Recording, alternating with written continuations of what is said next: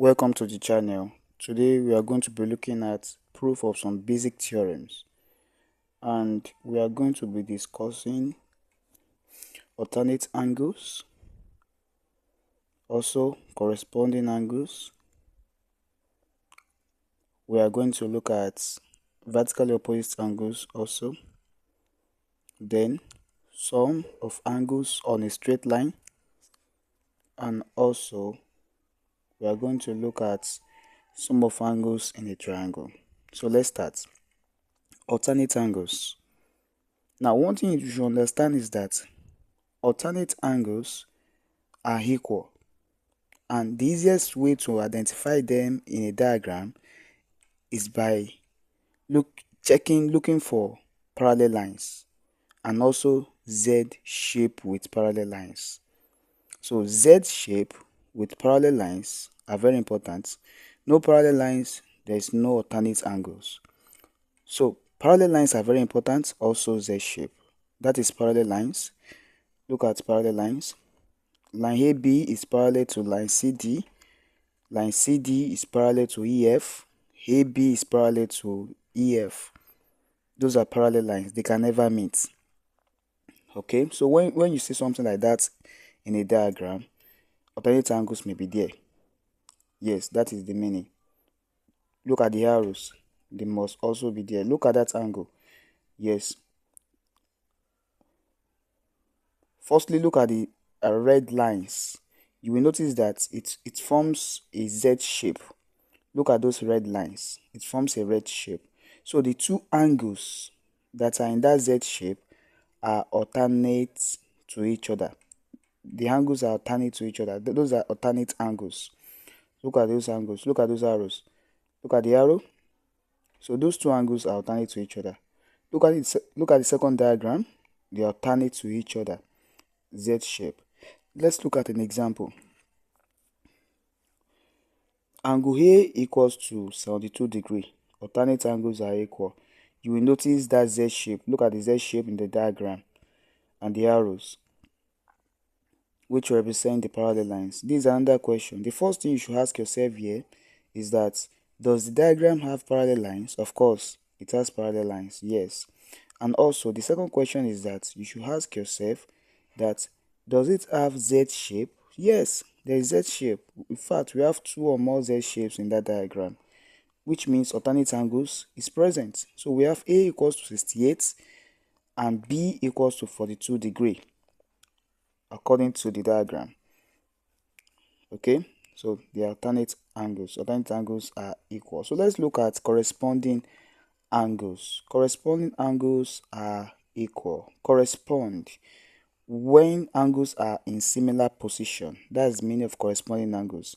When you have angles in similar position, look at that. 1 equals to 5, they are in similar position. Their positioning are similar.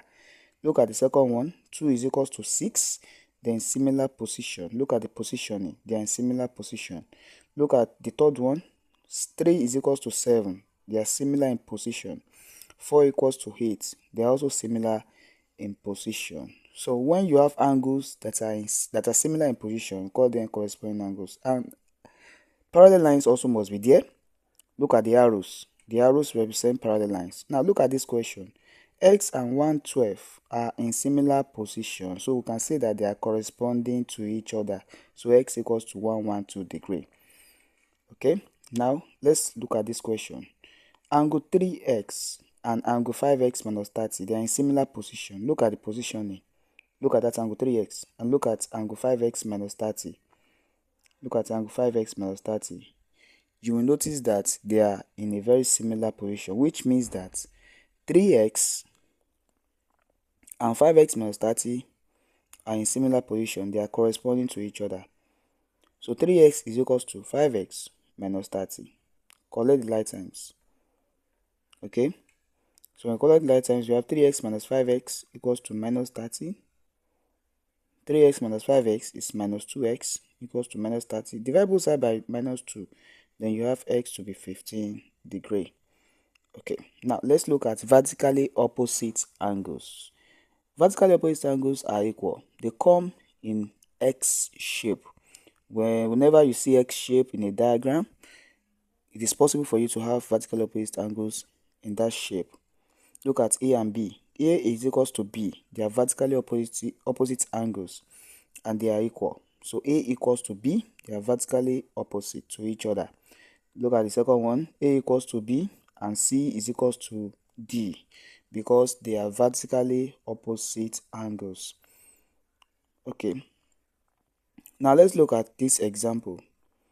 X is equals to, okay, let us use that angle. Let's represent that angle with A. So you can say A is equals to 48 degrees because there is an X in that shape.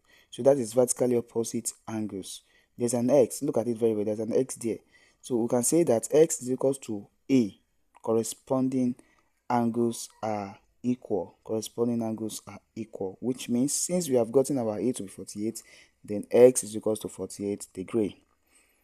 Now let's move on to sum of angles on a straight line.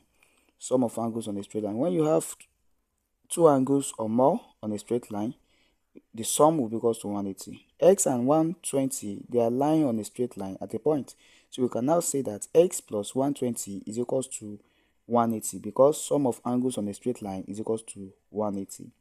Okay, so we have X plus 120 equals to 180. Collect like times. X is equals to 180 minus 120. Then X equals to 60 degrees. Okay, let's look at another example. Look at this. Sum of angles on a straight line is equals to 180. So which means we have 60 plus 90 plus X equals to 180 degrees.